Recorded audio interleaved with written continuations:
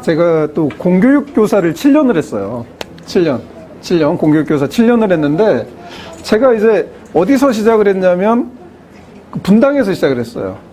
근데 분당도 한 2000년, 그러니까 지금으로부터 24년 전에 이제 분당에서 시작을 했는데, 그 당시만 해도 분당이 뭐 천당아리 분당, 요즘은 조금 분당이 조금 뭐랄까 힘이 좀, 여전히 힘이 세지만 그래도 예전에 하고 비교하면 조금 위세가 조금 다운된 느낌인데, 거기에 그 당시 제가 24년 전인데, 그 당시 제가 되게 충격을 받았던 게 뭐냐면, 그 우리 반 아이들이 영어를 못하는 사람이 저밖에 없는 거예요. 아니, 갔는데 다 해리포터를 영어로 읽고 있는 거야. 24년 전입니다. 24년 전. 그래서 어느 날 또 이제 학교를 갔는데, 우리 반 애들이 막 어떤 애를 막 놀리는 거예요. 이름이 최도, 그 다음에 끝에, 말할 수 없는데, 지금 뭐 30대죠. 막 놀려서 뭐냐 그랬더니 하는 얘기가, 애가 혀수술을 했대요. 그래서 제가 물어봤죠. 다 이제 영어를 너무 잘하니까 why 이렇게 물어본 거예요. why. 그럼 걔가 한국말로 대답을 했어요. 웃기려고 하고 있는데 조금 진지하네요. 저의 특기가 유머 강인데, 좀 오늘 저의 특기를 발휘하지 못할 것 같아서 굉장히 마음이 안 좋습니다. 저 진짜 웃겨요. 아무튼, 그래서 제가 영어로 물어서 why 했더니 걔가 한국말로 뭐라고 대냐면, 그 영어 발음을 좀 더 이렇게 잘 하기 위해서 아빠가 수술을 해줬다. 그러고 났는데, 며칠 뒤에 9시 뉴스에 그게 나왔어요. 분당의 뭐 초등학생들은 뭐 영어를 뭐 잘하기 위해서 혀수술도 한다. 이제 그런 학교 이제 되게 셌습니다. 정말 셌고, 뭐 장관상 받은 애 이런 애가 막 한 반에 5-6명씩 되고, 그리고 또 기억이 나는 게 좀 문화 충격이었는데, 저는 그 당시에 이제 전라도에서도 이제 시골은 아니고 전라도를 대표하는 도시에서 올라왔는데, 이제 분당에 왔는데, 이제 어느 날은 이제 우리 반 아이들을 이제 어디 사나 한번 궁금해서 아파트를 쭉 둘러보고 있는데, 그 1층에 그 24년 전입니다. 믿거나 말거나 1층에 슈퍼가 있는데, 이 슈퍼가 카드키를 대야 들어갈 수 있는 입주민 전용 슈퍼인데, 거기서 막 프랑스, 덴마크 외제만 파는 거예요. 거기서 굉장히 큰 문화 충격을 느끼고, 제가 그 뒤로 영어를 안 가르쳤습니다.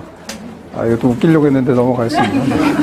제가 오늘 좀 힘들어서, 사실은 장인어른 허리띠를 차고 있어서, 제가 이사를 하다가 옷을 못 찾아가지고 지금 엉망인데, 원래 또 마이도 예쁘게 입고 오려고 했는데, 허리띠도 없어가지고, 장인어른이 마침 오셔서 허리띠를 빌려서 와가지고, 제가 지금, 근데 어쨌든, 오늘 저의 장기, 유머 강의가 전혀 안 먹히네요. 힘드네. 자, 어쨌든, 그런데 이제, 24년. 근데 이제 제가 그때, 제가 공교육 교사를 하면서, 우리나라의 인문학 교육 들어보셨죠?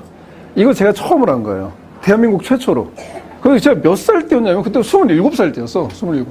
27살 때 인문학 교육을 공교육에서 처음, 사교육에도 없던 시절에. 그래서 이게 이제 난리가 난 거예요. 그 다음에 무슨 631 학습법, 온갖 특이한 이런 이제 교사를 하면서, 왜 그랬었는지 모르겠는데, 여러 가지 시도를 하고, 심지어 상담실도 운영했어요. 피노키오 상담실. 피노키오. 책도 썼어요, 책도. 그래서 이제 이게 뭐냐면은, 애들이 이제, 쉬는 시간이나 점심시간 또는 방과 후에 얼마든지 와서 저를 만나서 상담을 할 수 있는, 상담이라고 해봤자 둘이 이제 애가 와서 되게 얼굴이 안 좋아요. 그러면 손잡고 나가서 컵떡볶이 하나 사주면 돼요. 그러면은 애가 선생님 너무 맛있어요. 그러면서 저 다음에 또 와도 되죠? 이러면 이렇게 하면서 이제 상담도 되는데, 온갖 다양한 것들 했었고, 책도 좀 여러 권 썼었고, 그러다 보니까 제가 심지어 30살 때, 3년 만에 30살 때는 EBS에서 제 다큐멘터리를 찍습니다. 그러니까 뭐랄까 지금 이제 안 놀래시네. 내가 너무 놀래고 있어. 뭐 하는 분들이죠? 뭐지?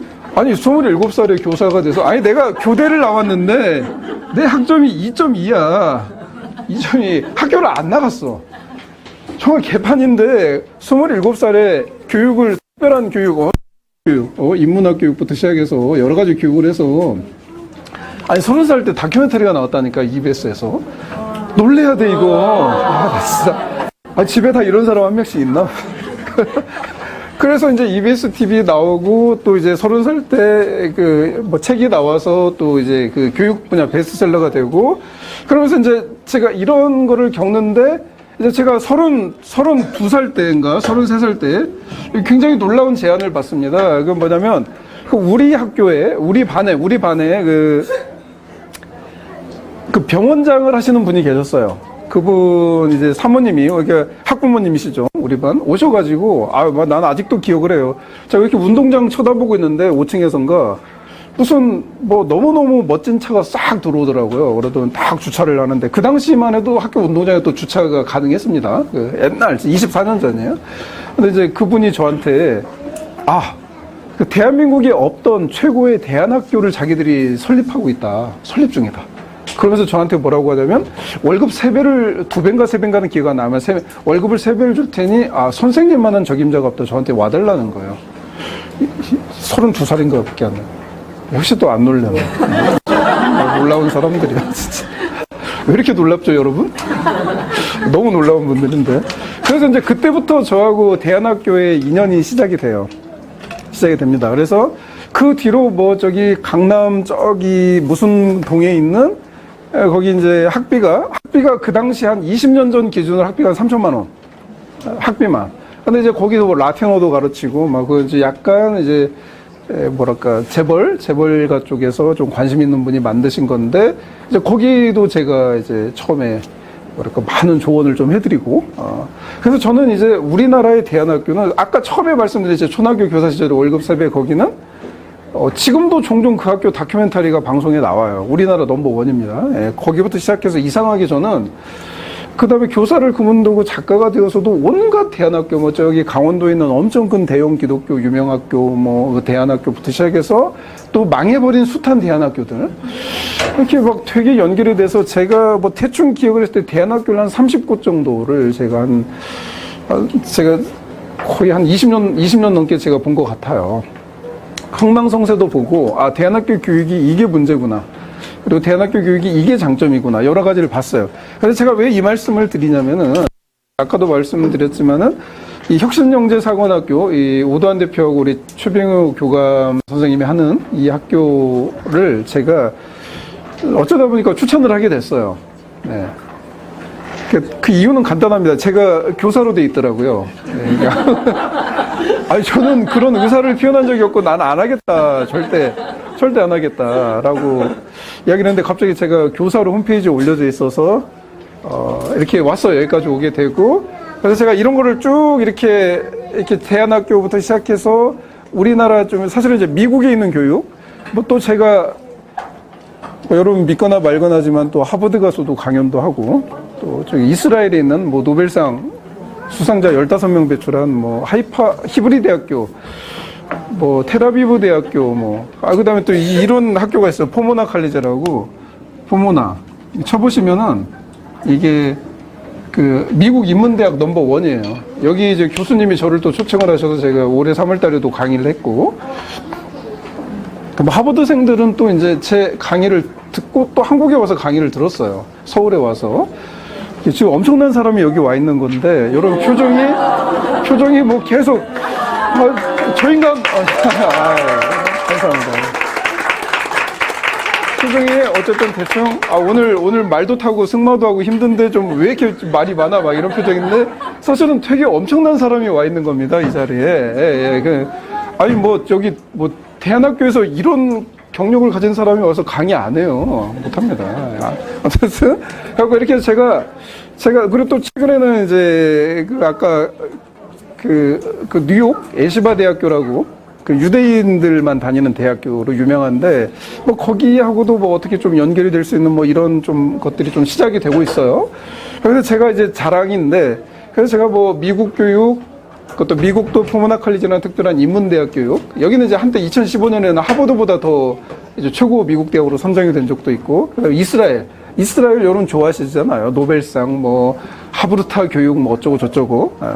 저는 가서 좀 체험을 조금 해봤는데, 잘 모르겠더라고요. 꼭 이렇게까지 해야 되나. 이런 생각을 했는데, 어쨌든 다양한 교육, 그 다음에 한국 같은 경우는 공교육, 그 다음에 이제 대안학교 교육, 근데 홈스쿨링은 제가 몰라요. 그래서 좀 국제학교도 조금 여러 군데 알고 있고, 이렇게 하고 또 이제, 여러 가지가 있는데, 그렇게 해서 제가 이제 제가 작가로 활동하고 있지만 어떤 교육에 대한 어떤 역량은 좀 한국에서 제가 그래도 지식이나 경험적인 면에서 아마 제가 깊이까지는 모르겠는데 다양성 면에서는 제가 아마 거의 넘버원급에 속할 겁니다. 넘버원급에 속할 거고. 그래서 뭐 사실은 또 제가 작년에 강남에 엄청 부자분들이 자녀를 보내시는 학교가 있어요.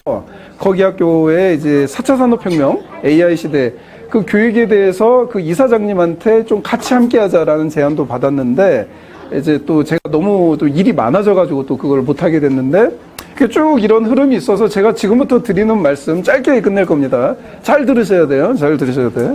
진짜. 자, 끝나고 뭐 육각수를 팔거나 장판을 팔지는 않으니까 이런 거 좋아하네, 이런 거. 정말 실망이야. 앞에 작가의 구금 유머를 던졌을 때는 반응이 없더니 뭐 육각수 장판 이야기 아니고 옥장판 좋아하시는 거. 자, 지금 이제 시대가 바뀌었어요. 시대가 바뀌었어요, 안 바뀌었어요? 이럴 거야. 나 힘들게 운전 1시간 반 했어요. 자, 이거 끝나고 저기 생선 사준대, 생선. 강사로도 없어. 아무것도 없어.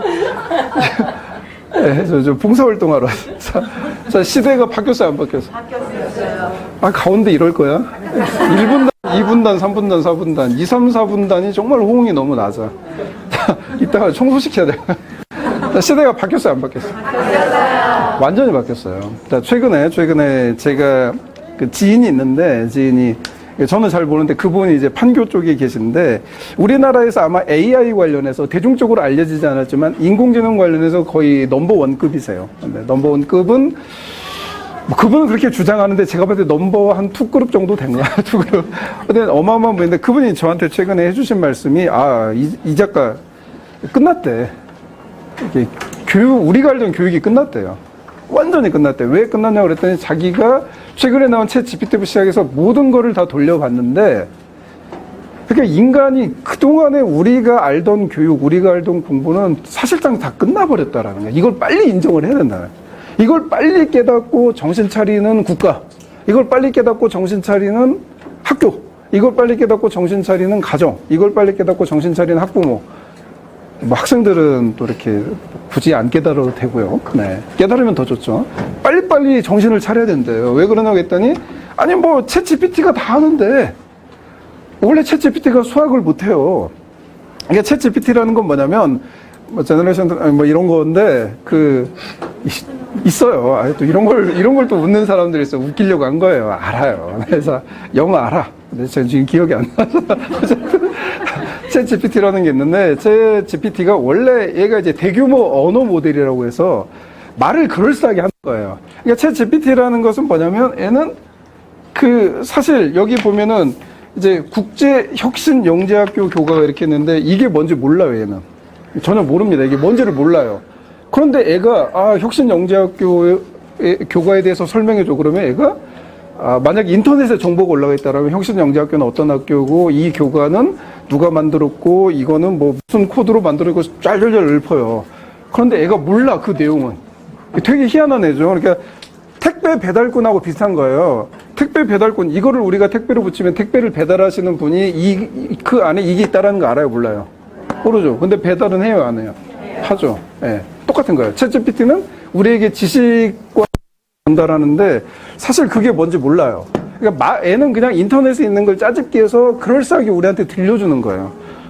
그런데 애가 그러다 보니까 애의 취약점이 뭐냐면 수학을 되게 못해요.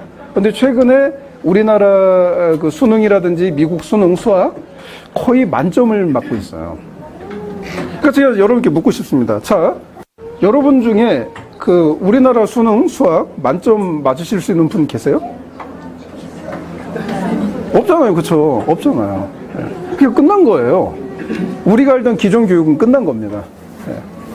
그러니까 이게 되게 심각한 건데, 그래서 제가 에이트라는 책에 이게 찍고 있으니까 혹시나 이게 이제 영상으로 나가면 책이 팔릴까봐.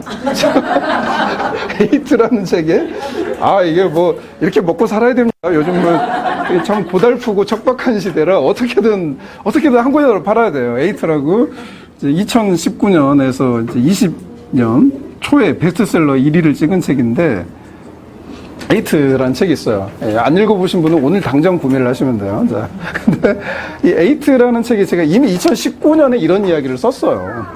이런 얘기, 챗GPT 나오기 전에. 이제 다 끝났고, 그렇다고 이제 그러면 뭐 국영수를 하지 않아야 되냐? 절대 아닙니다. 원래 인공지능 시대가 됐는데 국영수를 더 열심히 해야 돼요. 진짜예요. 정말 열심히 해야 됩니다. 왜 그러냐면, 국어, 말하기, 읽고 쓰고 말하기 능력, 이거는 인공지능 시대에 있어서 사실 가장 중요한 것 중에 하나예요. 우리가 협업을 해야 되니까, 인간끼리 협업. 창의적인 것들도 우리가 책을 많이 읽어야 되고, 문해력을 가져야 되고요. 그러니까 영어를 왜 잘해야 돼요? 인공지능은 다 영어로 애가 이해를 해요. 그래서 만약 여러분이 챗GPT한테 한국말로 물어보면 애가 한국말로 대답하는데, 애가 지 안에서 영어로 번역해서 이렇게 쪼르륵 해서 이렇게 하는 거예요. 실제 시스템은 영어예요. 잉글리시. 그렇기 때문에 영어, 그 다음에 수학은 뭐예요? 수학은 인공지능의 뭐 예를 들면 여러분이 정말 좋아하는 수학 과목 있잖아요. 벡터, 확률, 행렬 뭐 이런 애들. 이런 애들, 이게 바로 인공지능의 두뇌를 만드는, 인공지능 프로그램 만드는 거예요. 그래서 원래 국영수는 더 잘해야 되는데 대신 다르게 잘해야 돼요. 다르게. 무슨 말인지 아시겠죠? 어떻게 잘해야 된다? 디퍼런트, 다르게. 오케이? 네. 이런 거 좋아해요. 다른 방법으로 이제 가야 돼. 그럼 다른 방법이 뭐냐면은 그거예요. 예전 같은 경우는 우리가 막 이제 문제 풀고 어쩌고저쩌고 막 이랬단 말이에요. 그렇죠? 그런데 옛날에 국영수를 열심히 했던 목적이 뭐죠? 좋은 대학을 가기 위해서잖아요. 그렇죠? 그럼 이제 좋은 대학을 나오면 요즘 뭐 좋은 게 있습니까? 집에다 걸어놓고 이제 자랑할 수 있잖아요. 그렇죠? 그거 외에 그렇게까지 큰 효용은 없어요. 점점점 서울대를 나와도 심지어 하버드를 나와도 미국에서도 이게 좀 쉽지가 않고, 명문대라는 거는 사라지지 않을 거고 앞으로도 계속 수요가 있을 거지만 이 명문대는 점점 우리 부모 세대가 알고 있는 명문대의 그런 파워는 없어집니다. 점점점 없어지게 돼요. 네, 없어지게 됩니다. 자, 그럼 이제 교육의 목적이 바뀌어야겠죠. 인공지능 시대니까 다 달라졌잖아요. 근데 국영수는 해야 돼. 다 달라졌잖아요. 국영수를 비롯해서 모든 과목을 해야죠. 달라졌죠. 어떻게 달라져야 될까요?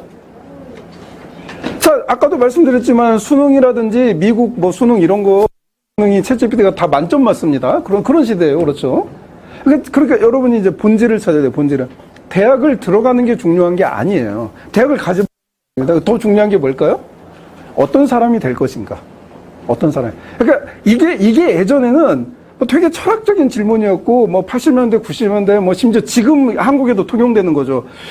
우리 애를 어떤 사람을 만들 것인가로 나는 교육 목적을 두고 키우고 있다. 그러면 앞에서 사람들이 그래요. 어휴, 너무 훌륭하네요. 뒤에서 동거 아니야? 이게 한국의 분위기였단 말이에요. 실제잖아요. 그렇죠? 제정신이 아니다. 저 애 어떻게 하려고 그러냐. 서울대 보내야지. 죽기 살기로 공부시켜서. 이렇게 생각을 하는데, 이제는 그게 맞는 시대가 앞으로 점점점 된다네요. 왜냐면 인공지능하고 경쟁을 해야 되기 때문에 이제는 우리 애를 어떤 대학에 보낼 것인가, 어떤 지식을 넣어줄 것인가, 지식은 당연히 중요합니다. 앞으로 계속 중요하지만 그게 이제 밑으로 내려간 거예요. 어떤 사람이 될 것인가. 그럼 여기에는 뭐가 들어있어요? 어떤 사람이 될 것인가? 뭐가 들어있습니까? 큰 두 가지가 있죠. 인공지능하고 차별화가 되는 거, 큰 두 가지. 첫 번째, 인공지능은 사람이 아니에요. 그렇죠? 그러니까 이 인공지능이 이제 챗 GPT고 뭐고 다 딥러닝이라고 깊숙하게 공부를 하는데, 지금 방금 허리띠 안 보였죠? 오늘 너무 부담스러워요. 장인어른 허리띠. 무슨 얘기죠? 챗 GPT. 챗 GPT는 이제 인공신경망, 딥러닝이라고 하는데, 그러니까 인공지능이라는 것을 우리가 두려움으로 바라보면 끝없이 두려운 거고요. 인공지능이라는 것을 우리가 인공지능이라는 이 두려움의 틀을 탈피를 하면은 되게 쉬워요. 왜냐면 인공지능은 그 자체가 뭐냐면 인간을 흉내낸 거야. 인간의 두뇌. 그러니까 결국 내가 가장 인간적인 존재가 되면은 인공지능에게 대체가 되지 않는 거예요. 인공지능을 걱정할 필요가 없고 오히려 인공지능을 내가 비소로 부릴 수 있는 사람이 되겠죠. 그래서 크게 두 가지. 어떤 사람이 될 것인가. 이것은 바로 그 자체, 우리 아이를 어떤 사람으로 키울 것인가, 이 질문 자체, 이 목적 자체에서 인공지능과 차별화되는, 인공지능에게 대체되는, 인공지능 밑으로 들어가는 이 잘못된 교육에서 일단 벗어나는 게 되는 거죠. 어떤 사람이 될까요? 그럼 이제 어떤 사람을 키워야 돼요? 또 한번 생각해. 어떤 사람, 도대체 어떤 사람이야? 아니, 어떤 사람으로 키울 것인가가 중요한데, 뭐 어떤 사람으로 키울 거예요? 아무 일도 안 하는 사람? 집에서 엄마가, 뭐, 나이 30이 되어도 집에서 엄마가 주는 용돈으로 살아가는 사람, 그건 아닐 거 아니야. 어떤 사람을 키워야 되니까. 창조적인 사람을 창조. 다 알면서 그래. 겸손한 거죠? 겸손한 척한 거. 창의적인 사람을 이렇게. 그 창의적인 사람이란 뭐예요? 창의적인 사람은 뭐야? 예, 창의적인 거는 없는 걸 만들어내는 거예요. 그리고 이제 가장 첫 번째, 창의적이다, 창조적이라는 건 없는 걸 만들어내는 사람. 예, 대표적으로 누가 있을까요? 인류 역사를 놓고 보면? 누가 있어요? 있어요. 되게 유명한 사람들, 막 발명하고 막 이런 사람들. 이런 사람들이 있고, 그 다음에 또 뭐가 있을까요? 창의적이고 창조적인 사람? 근데 뭔가 없는 거를 발명하는 것보다 이 뒤에 있는 창의성을 가진 사람들이 진짜 돈을 많이 벌고 진짜 훌륭하게, 정말 대단하게 돼요. 진짜. 대표적으로 스티브 잡스, 아이폰. 이미 있던 걸 조합해서 새로운 걸 만들어내. 되게 쉽죠? 내가 없는 걸 굳이 만들어낼 필요가 없어요. 이미 있는 걸 연결해서 만들면 돼. 이걸 이제 어려운 말로 융합적 인재 어쩌고저쩌고 그러는데, 제가 봤을 때, 근데 제가 처음부터 말씀드린 이 혁신영재사관학교에 대해서 저는 잘 몰랐고, 지금도 잘 모르겠어요. 내가 여기 왜 왔는지 모르겠는데, 갑자기 오도환 대표라는 분이 저를 비상임 교사로 해서, 이렇게 해서 이제 제가 또 저의 교육적 이 어마어마한 이 저의 경력을 통해서 좀 들여다봤죠. 그래서 결국 이제 그 창의적인 인재를 키우는 게 굉장히 중요한데, 그러면은 자, 그럼 보세요. 자, 교육이라는 건 뭘까요? 교육이 뭐예요? 침묵은 금인가요? 교육은 뭐예요? 교육은 교사예요. 가정교육은 부모고요. 학교교육은 교사인 거예요. 그래서 뭐 교육대학교나 사범대학을 들어가면 제일 먼저 듣는 게 뭐냐면, 교육의 질은 교사의 질을 뛰어넘을 수 없다. 교사 자체가 곧 교육이에요. 그럼 이제 여기서 우리가 역으로 봐야죠. 자, 그러면 앞으로 미래형 인재를 키우는 교육이 중요한 게 누구예요? 교사죠. 사람이야. 근데 이 교사가 어떤 사람이어야 돼요? 창의적인 존재여야 돼. 창조. 없는 걸 만들어내거나 이미 있는 걸 조합하는, 그거를 끝없이 반복하는 인생을 살아가는 사람인데, 자, 제가 진지하게 묻겠습니다. 우리나라 사교육에 그런 교사가 있을까요? 없어요. 그런 교사가 있다면 사교육을 못합니다. 대치동 가보세요. 그런 분 한 분도 없어요. 무조건 달달달 외워라. 챗 GPT한테 물어보면 이제 다 끝나는 거. 그거 가르쳐주고 있어요. 자, 공교육은 있을까요? 뭐 계실 수도 있다고 봅니다. 사교육에도 계실 수 있는데, 제가 모를 수 있는데, 제가 알기로는 없어요. 공교육 시스템 자체가 창조적인 건 없어요. 네. 자, 그러면은 다른 대안학교나 홈스쿨링이나 뭐 이런 데는 있을까요? 없어요. 그러면 여러분, 국제학교에는 있을까요? 있을 수도 있는데 없을 수도 있어요. 왜 그럴까요? 왜 그럴까요? 그 심플합니다. 교사라는 직업 자체가, 저도 교사를 했고, 교사는 너무너무 위대한 직업입니다만, AI 시대를 놓고 봤을 때, 이건 선생님들도 다 인정을 하는 바고, 한국의 교육청이나 이런 데서도 굉장히 여기에 대해서 많은 이제 그 연구와 준비를 하고 있습니다. 자, 교사는 기본적으로 시스템 안에 있는 사람입니까? 시스템을 바꾸는 사람입니까? 안에 있는 사람이죠. 그러니까 기본적으로 교사가, 정말 안타깝지만 대부분의 교사가 시스템 안에 계시기 때문에, 시스템 안에 있다는 것은 창의적이 되기가 어렵다는 거예요. 창조라는 것은 시스템을 벗어나야 돼요. 무슨 말인지 아시겠죠? 그러니까 없던 걸 만들어내는 사람은 시스템을 박살내는 사람이고요. 조합하는 사람은 최소한 시스템에서 벗어나 있는 사람인데, 안타깝게도 교사라는 이 직업, 그리고 학교라는 조직은 다 시스템 안에 들어가 있어요. 시스템 안에서 시스템이 요구하는 최고의 결과를 낼수록 좋은 교사라는. 이게 정말 한계인 거죠. 그러니까 이게 AI 시대에는 이게 맞아요. 이게 맞고 이렇게 하는 게 맞아요. 그런데 AI 시대는 달라졌다라는 거죠. 완전히 달라서 지금도 이게 이제 한국뿐만 아니라 전 세계 이제 교육부라든지 이런 데서 심각하게 지금 고민하고 있는 내용이죠. 자, 그러면 이제 이 혁신영재사관학교, 제가 대안학교를 아까 한 30년 아니고 어마어마하게 많이 해봤다고 했죠. 30개 넘게. 해봤다는 게 아니라 이제 이렇게 연결이 돼서. 근데 제가 대안학교를 잘 아는데, 제가 이거 하나는 말씀드릴 수 있습니다. 그 대안학교의 지금 이제 시작이죠. 형제역사. 시작. 제가 뭐 이제 시작만 보고 있는 겁니다. 그 준비 과정을 봤죠. 이 준비와 시작을 놓고 봤을 때, 여기 혁신영재사관학교는 저는 이제 탑 클래스라고 봅니다. 이거는 뭐 제가, 물론 이제 앞으로 이제 시작이죠. 앞으로는 봐야 되는데, 어쨌든 준비. 그러니까 이 영재혁신사관학교는 이제 오두환이라는 교사와 최병호라는 이제 교사, 그리고 또 다른 너무 좋은 훌륭한 선생님들이 있는데, 가장 제가 이 준비를 한 걸 봤을 때 이 두 분이 준비를 하더라고요.